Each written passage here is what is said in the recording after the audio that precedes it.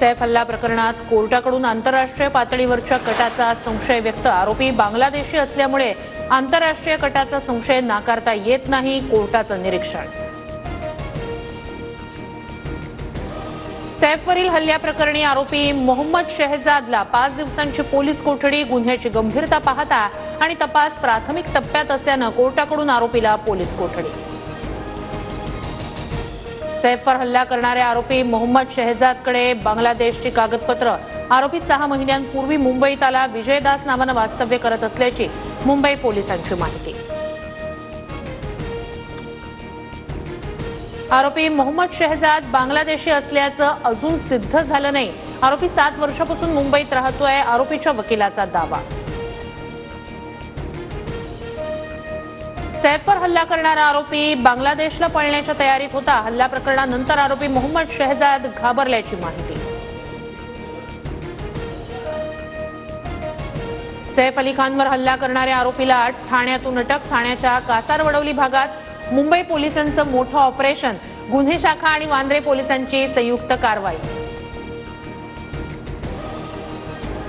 हल्लेखोराच्या अटकेसाठी 200 पोलिसांच्या पथकानं सापळा रचला। रात्री 3 वाजता ठाण्याच्या जंगलात अटकेचा थरार।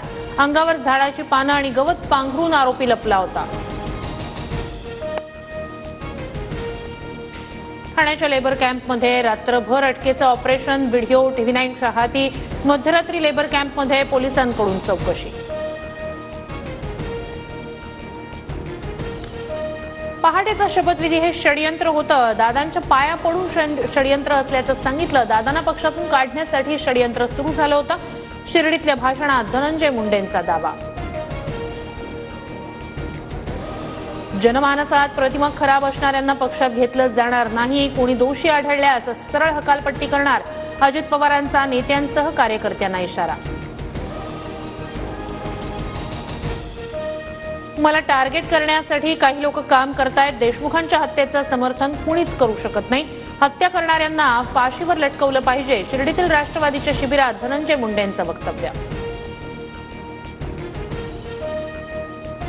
राष्ट्रवादीच्या शिबिरात नवाब मलिकांकडून बीड प्रकरणाचा उल्लेख। राज्यभर पक्ष आणि पक्ष नेतृत्वाची बदनामी होते। पक्ष नेतृत्वानं पक्षाच्या हिताचा निर्णय घ्यायला हवा, नवाब मलिकांचं मत। सूत्रांची माहिती।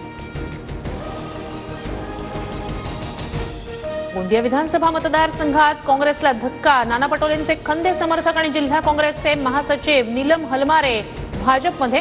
कार्यकर्त्यांकडे दुर्लक्ष केल्याचा आरोप।